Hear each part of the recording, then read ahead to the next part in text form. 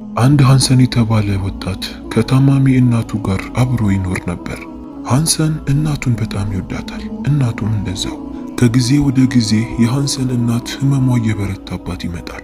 ለረመዳን ይህንን የመሰለ ቁርአን ለምትወደው ሰው ሰጥተክ አጅርህን ካላፈስክ አረ አህባቢ ትንሽ ይከብዳል። አስቡት እስቲ ለምትወዱት ሰው ቁርአን ሰጥታችሁት ሲታይ ራሱ ዚክር አድርጉብኝ የሚል ተስቢህ ሰጥተኸው በቀራበትና በዘከረበት ቁጥር አጅርህን ስታፍስ ያ አላህ። ታዲያ ምን ትጠብቃለህ?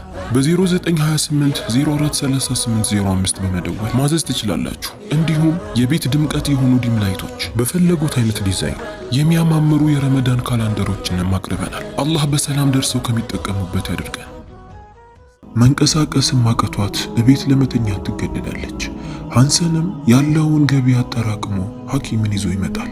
ሐኪሙም እቤት ድረስ መጥቶ አከመው። ነገር ግን የሃንሰን እናት ልትድን አልቻለችም። ህመሙ በጣም ከባድ እንደሆነና መድኃኒቱ እነሱ ጋር እንደሌለ ሐኪሙ ይነግረዋል።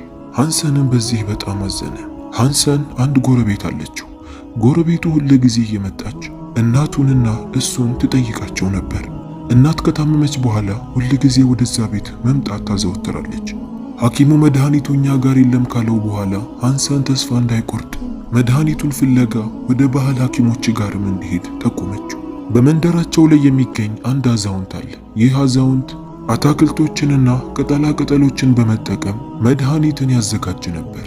ሃንሰንም ወደዛ ለማቅናት ይወስናል። የአዛውንቱ መገኛ እሱ ካለበት የተወሰነ ራቅ ቢልም በፈረሱ ላይ ይወጣና ወደ እሱ ጋር ያቀናል።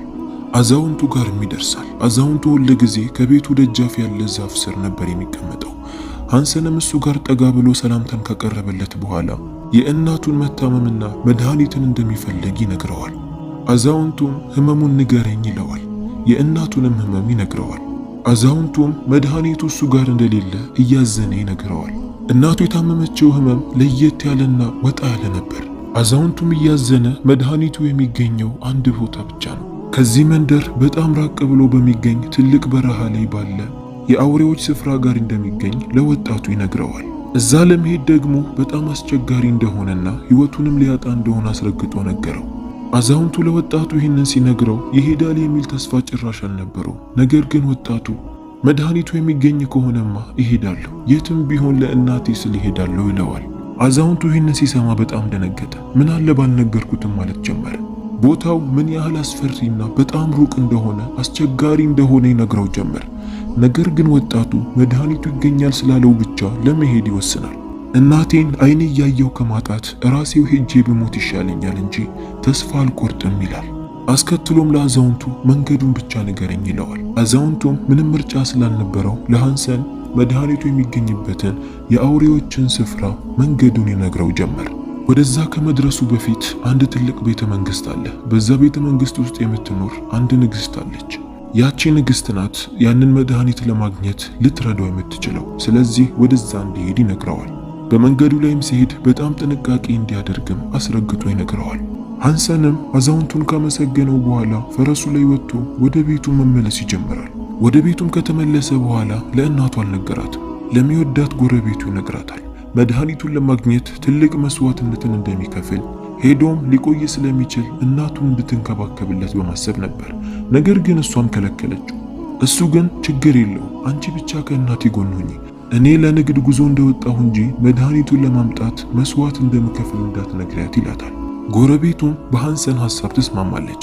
ሃንሰንም እናቱን ለመጨረሻ ጊዜ ቆም ብሎ ያያታል። ስሟትና አቅፏት ቢወጣ ደስ ባለው። ነገር ግን ጭራሽ እናቱ ልትጨነቅ ትችላለች። ልጄ የት ሊሄድ ነው ብላ ስለምታስብ አይኗን ካየ በኋላ ድጋሚ ላያያት ቤቱን ለቆ ይወጣል። ለፈረሱና ለሱ የሚሆን የተወሰነ ቀለብን ከያዘ በኋላ ፈረሱ ላይ ወጥቶ ጉዞውን ይጀምራል። መንደሩን ለቆ ወጥቶ ያንን ትልቅ በረሃ ማቋረጥ ጀመረ። በመሃል ቁጭ እያለ ከያዘው ቀለብ ለሱና ለፈረሱ እያበላው ይሄድ ነበር። በረሃው ላይ ያለው ፀሐይ በጣም አስቸጋሪና ከባድ ነበር። ሃንሰን በጣም ደክሞት አቅም እያጣ ተስፋ ሊቆርጥ ሲል በመሃል የእናቱ ምስል ይመጣበታል። እናቱ ታማ አልጋ ላይ ተኝታ ስትሰቃይ ስታቃስት አይምሮ ላይ ሲመላለስበት ወዲያውኑ ፈረሱ ላይ ወጥቶ ያንን በረሃ እንደገና ማቋረጥ ይጀምራል። በጣም ብዙ ከተጓዘም በኋላ የያዘው ቀለብም ያልቃል፣ ፈረሱም ይደክመዋል። ስለዚህ ግዴታ ከፈረሱ ጋር እሱም በእግሩ መሄድ ነበረበት። ወርዶም በእግሩ መሄድ ጀመረ። ሃንሰን በጣም ይርበዋል። አንድ እርምጃ እንኳን መራመድ እየከበደው ይመጣል። ነገር ግን ቀና ብሎ ሲመለከት አዛውንቱ የነገረው ያንን ትልቅ ቤተ መንግስት ይመለከተዋል። ሃንሰንም እንደምንም ፈረሱን ይዞ ወደዛ ቦታ ያቀናል። ቤተ መንግስት ውስጥም ገባ። ማንም የለም። በጣም የሚያምርና ትልቅ ነበር። ፈረሱን ከአንድ ቦታ ካሰረው በኋላ ወደ ውስጥ መግባት ጀመረ። ለእናቱ ብሎ ሕይወቱን እንኳን መስዋዕት ለማድረግ ቆርጦ ስለተነሳ ምንም አልፈራም ነበር። ወደ ውስጥም ሲገባ በጠረጴዛ ላይ የተዘጋጀ በጣም የሚያጓጉ ምግቦችን ይመለከታል። ሃንሰን ጊዜ አላጠፋም። በጣም ርቦት ስለነበር በሁለት እጁ ሳይቀር መብላት ጀመረ። በጣም ርቦት ስለነበረ አንዱን ሳይውጥ እንደገና ሌላ አፍ ውስጥ ያስገባ ነበር። ነገር ግን በመሃል አንድ የሚያስፈራ ፊት ያላት ሴት ወደ እሱ ጋር ትቀርባለች።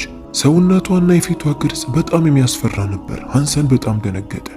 ቆሞም ሊሸሻት ሲል አንተ ወጣት እባክህ አትሸሸኝ፣ እኔ መልኬ እንደዚህ አይደለም። እኔ እዚህ ቤተ መንግስት ንግስት ነኝ። በዚህ በረሃ ላይ የሚገኙ አውሬዎች ናቸው እንደዚህ ያደረጉኝ። እባክህ አትፍራኝ አለችው። ሃንሰንም ግራ ገባው። ምንም መናገር አልቻለም። ጸጥ ብሎ ይመለከታታል። ሴትየዋም የአውሬዎቹ አለቃ አግቢኝ ብሎ ጠይቆኝ ነበር። እምቢ ስላልኩት ነው ፊቴን እንደዚህ ያደረገኝ፣ ማንም እንዳይቀርበኝና ማንም እንዳያገባኝ። እሱ ያደረገብኝ ድግምት እንዲፈታ ግዴታ አንድ ወጣት እዚህ ማደር አለበት። ያ ወጣት ከኔ ጋር እዚህ ካደረ የኔ መልክ በቀጣይ ቀን ወዲያውኑ ይመለሳል ትለዋለች። ሃንሰንም በጣም ደነገጠ። ታዲያ አደር እያልሽኝ ነውን? አላት። ሴትየዋም አዎ እባክህ አትፍራ፣ እኔ ምንም አላደርግህም። ሴትየዋም አዎ ምንም አይፈጠርም፣ እባክህ አንድ ሌሊት ብቻ ነው እዚህ ማደር ያለብህ ብላ ታሳምነዋለች። ከዛም ሃንሰንን ይዘው ወደ ማደሪያ ክፍሏ ትገባለች። መስኮት ላይ የተቀመጠ አንድ የሚያምር መልክ ያላት ውብ ሴት ነበረች። ይህች ማለት እኔ ነኝ ብላ አሳየችው። ሃንሰንም ሲመለከት በጣም ውብ ናት ብሎ ይነግራታል። ሃንሰንም እኔ የመጣሁት እናቴ ስለታመመች መድኃኒትን ከነሱ ፈልጌ ነው። በረሃ ላይም ያንቺ ቤተ መንግስት እንዳለም ሰምቼ ወደዚህ ያቀን ነው። ስለዚህ እሱንም በማግኘት ልትተባበሪኝ ትችያለሽ ነው ይላታል። እሷም አዎ እኔ እረዳሃለሁ፣ ነገር ግን የዛሬ ሌሊት ግዴታ ከኔ ጋር ማደር አለብህ ትለዋለች። ሃንሰንም የእናቱን መድኃኒት ለማግኘት ብሎ ስለመጣ ያንን ለማድረግ ይወስናል። እየፈራም ቢሆን ማታ ከእሷ ጋር ይተኛል። ጠዋት ሲነሳ ግን ሃንሰን ያየውን ነገር ማመን አቃተው። ያቺ የሚያስፈራ መልክ ያላት አሮጊት የምትመስል ሴት ሙሉ ለሙሉ ወደምታምርና ምስሉ ላይ ወደ ተመለከታት ንግስት ተቀይራ ነበር። በጣም ያስገርማል። በጣም ውብ ነሽ ይላታል። ንግስቲቷም አዎ በጣም አመሰግናለሁ፣ አንተ በጣም ደግና መልካም ሰው ነህ አለችው። ሃንሰንም ቀጥሎ አሁን የእናቴን መድኃኒት ለማግኘት ወደዛ መሄድ አለብን፣ አሊያ ከቆየን እናቴን ላጣት እችላለሁ ይላታል። ንግስቲቷም እሺ እረዳሃለሁ፣ ነገር ግን እኔ ወደዛ መሄድ የለብኝም፣ ምክንያቱም ወደ ነበርኩበት ተመልሼ ካየኝ በኋላ ሌላ ነገር ነው የሚፈጠረው። ነገር ግን ከኔ ወታደሮች አንዱን ወደ አንተ ልክልሃለሁ፣ እሱ ከሩቅ ሆኖ ይከታተልሃል። ከዛም የሚፈጠር ነገር ካለ እኔ እመጣለሁ እረዳሃለሁ ትለዋለች። ሃንሰንም በዚህ ከተስማማ በኋላ ንግስቲቷ አንድ ወታደርን አዘጋጀችለትና ከሱ ጋር በረሃውን እያቋረጡ መሄድ ጀመሩ። አብረውን ብዙ ከተጓዙ በኋላ ወታደሩ ይበቃል፣ እኔ እዚህ ጋር ሆኜ ልጠብቅህ፣ ወደዛ ጠጋ ስትል 3 አውሬዎችን ታገኛለህ፣ ሄደህ የመጣህበትን ነገር ንገራቸው፣ እኔ ከዚህ ሆኜ ልከታተልህ ይለዋል። ሃንሰንም አመስግኖት መንገዱን ይቀጥላል። ወታደሩ ወደ አለውን ቦታ ሲሄድ 3 አውሬዎችን ያገኛል። ሃንሰንም እየፈራ ወደ እነሱ ጠጋ አለ። አውሬዎቹም የማያውቁት እንግዳ የሆነ ሰው ዘና ብሎ ወደ እነሱ ጠጋ ብሎ ሲመለከቱ ግራ ይጋባሉ። አንደኛቸውም ወደፊት ጠጋ አለና በቁጣ አንተ ነህ ዛሬ ሌሊት ከንግስቲቷ ጋር ያደርከውን ብሎ ይጠይቀዋል። ሃንሰንም ይህንን ሲሰማ በጣም ደነገጠ። እንዴት አወቀ በሚል በጣም ግራ ተጋባ። እየተርበተበተም አይ እኔ አይደለሁም ብሎ ይመልስለታል። አውሬውም ትንሽ ከሳቀ በኋላ እኛ ልትሸውደን እየሞከርክ ነው፣ አውቀናል፣ ያደርከው አንተ ነህ ይለዋል። ሃንሰንም አንገቱን አቀርቅሮ ዝም ይላል። በዚህ ሰዓት እነዛ አውሬዎች ሃንሰን ሌሊቱን ከንግስቲቷ ጋር እንዳደረ ያውቃሉ። አንደኛቸውም አለቃዊ እንግደለው ነው ይለዋል። አለቃውም አይ እንደዛ እንኳን አናድርግ፣ ራሱን እንዲስት እናድርገውና ከዓመት በኋላ እንዲነቃ እናድርገዋለን፣ ለሰራው ጥፋት ይሄ በቂ ነው ይለዋል። ከዛም ሃንሰንን መታ ያደርጉትና ይሄዳሉ። ሃንሰንም መሬት ላይ ይዘረራል። ሁሉንም ነገር ሲካሄድ ያ ወታደር ተመልክቶ ነበር። ወዲያውኑ ፈረሱ ላይ ወጥቶም ወደ ቤተ መንግስቱ መመለስ ይጀምራል። ወደ ንግስቲቷ ጋርም ገብቶ የተፈጠረውን ነገር ሁሉ ይነግራታል። ንግስቲቷም ይህንን ስትሰማ በጣም ተቆጣች። ለሃንሰንም በጣም አዘነች። እሷን ያዳናት ወጣት እሱ ግን ሳይሳካለት ሲቀር በጣም አዘነች። ነገር ግን ልትተወው አልወሰነችም። ቀጥታ ብዙ ወታደሮችን አዘጋጀችና አውሬዎቹ ወደሚገኙበት ቦታ ለመሄድ ወሰነች። ከብዙ ወታደሮች ጋርም ከፊት እየመራች በማታ ወደዛ ታመራለች። ወደ ቦታው ላይም ስትደርስ ሃንሰን ተኝቶ ነበር። ቢቀሰቅሱትም አይነሳም። ስለዚህ ወታደሮቹ ወዲያውኑ በፈረሳቸው ላይ ከጫኑት በኋላ ወደ ቤተ መንግስቱ መመለስ ይጀምራሉ። ንግስቲቷ ሃንሰን እንዲነሳ የቻለችውን ያህል ማድረግ ጀመረች። ነገር ግን ሊነቃ አልቻለም። ያላት አማራጭ አውሬው ጋር ሄዳ ፊት ለፊት መጋጠም ነበር። ስለዚህ ወደ አውሬው ጋር ታቀናለች። ለምንድነው ያንን ምስኪን ወጣት እንደዛ ያደረገው? አውሬውም እያሾፈ አራት ጨነቂ ለአንድ ዓመት ብቻ እኮ ነው የሚተኛው አላት። ንግስቲቷም እየጮኸችና እያለቀሰች እባክህ ይህንን ወጣት እንደዛ አታድርገው፣ እናቱ ታማበት እኮ ለእናቱ ሲል ነው ይህን ሁሉ መንገድ አቋርጦ የመጣው፣ እባክህ እንዲነቃ አድርግ እያለች ትለምነው ጀመር። ነገር ግን አውሬው የእሷን ንግግር ከምንም አልቆጠረውም ነበር። ችግር የለውም ያልሽውን ነገር አደርጋለሁ፣ ነገር ግን ከኔ ጋር መጋባትን እሺ የምትይ ከሆነ ነው ይላታል። ንግስቲቷም ምንም አማራጭ ስላልነበራት እሺ አድርገዋለሁ አለችው። ከዛም አውሬው ከንግስቲቷ ጋር ተያይዞ ወደ ቤተ መንግስቱ ይሄዳል። ሃንሰን ራሱን ስቶ እንዲተኛ ካደረገው በኋላ ራሱ ይመልሰዋል። ሃንሰንም ይነቃል። ነገር ግን ከነቃ በኋላ እዛ አልሆነም፣ ከዛ ቦታ ይሰለባል። ንግስቲቷም ይህን ስትመለከት በጣም ደነገጠች። ወዴት ነው ሄደው የታደረግከው ብላ ጠየቀችው።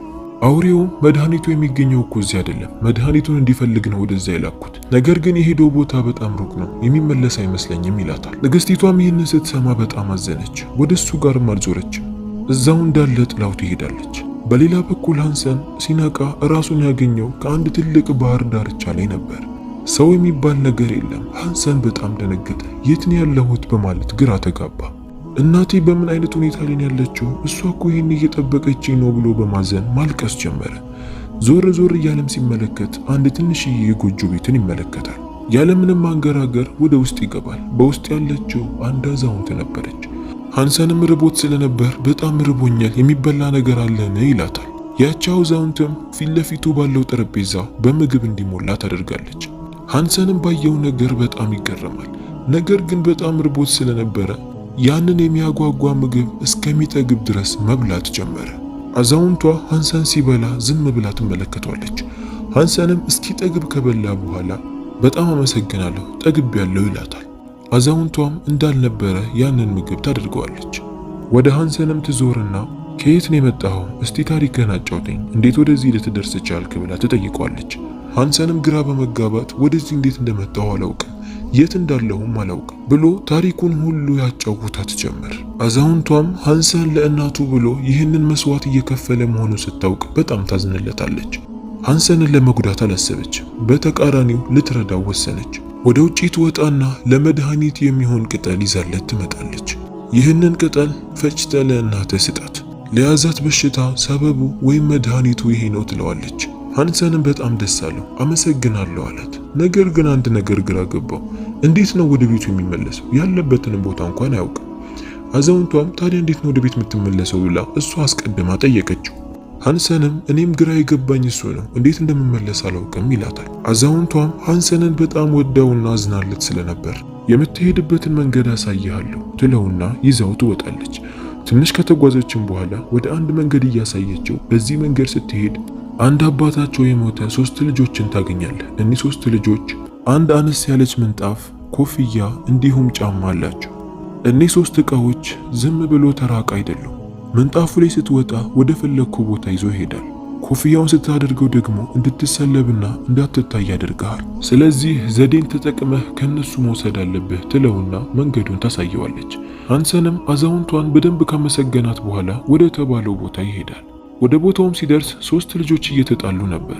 አዛውንቷ የነገረችውን ምንጣፍና ኮፍያ ይዘው ለኔ ነው የሚሆነው፣ ለኔ ነው የሚገባው፣ አባቴ ለኔ ነው የተወው እያሉ እየተጣሉ ነበር። ሃንሰንም ያለምንም ፍርሃት ወደ እነሱ ጋር ጠጋ ይልና ለምን ትጣላላችሁ ብሎ ይጠይቃቸዋል። 3ቱም ምንጣፉ ለኔ ነው፣ ኮፍያው ለኔ ነው በማለት ይጣላሉ። ሃንሰንም እሺ እኔ ላስታርቃችሁ ይላቸውና ወደ አንድ ቦታ ይዟቸው ከሄደ በኋላ ፊት ለፊታቸው ወደሚታየው ጋራ ቀድሞ ወጥቶ የተመለሰ ሰው ምንጣፉን ይወስዳል። ሁለተኛ የመጣ ሰው ደግሞ ከጫማውና ከኮፍያው ይመርጣል። ሶስተኛው ነው የተሸነፈው ደግሞ የተቀረውን ይወስዳል ይላቸዋል።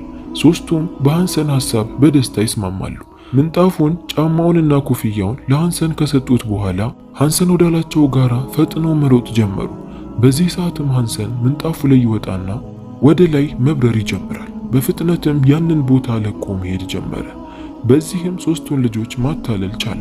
ቀድሞ ለመሄድ የወሰነው እናቱ ጋር አልነበረም። በእግረ መንገዱ ቤተ መንግስት ገብቶ ንግስቲቷን ለማዳን ወሰነ። ወደ ቤተ መንግስቱ ሲደርስም አውሬዎች ፊት ለፊት እየጠበቁ ነበር። ሐንሰን ጊዜ አላጠፋም። ወዲያውኑ ያንን የሚሰልበውንና እንዳይታይ የሚያደርገውን ኮፍያ ይለብሰዋል። በዚህም ፊት ለፊት ካሉት አውሬዎች መሸፈንና ሳይታይ ወደ ውስጥ መግባት ይችላል።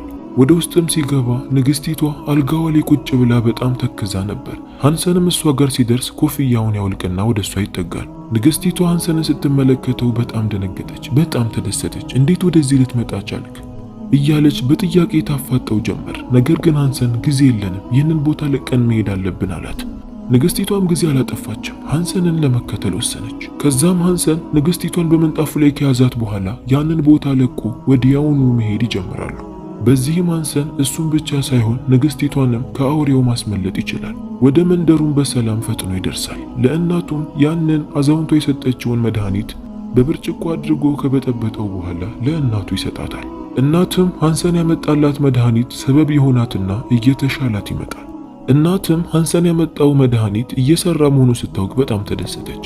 ሐንሰንንና ንግስቲቷን አቀፈቻት። የንግስቲቷ ጸባይና ፈገግታ በጣም ደስ የሚል ነበር።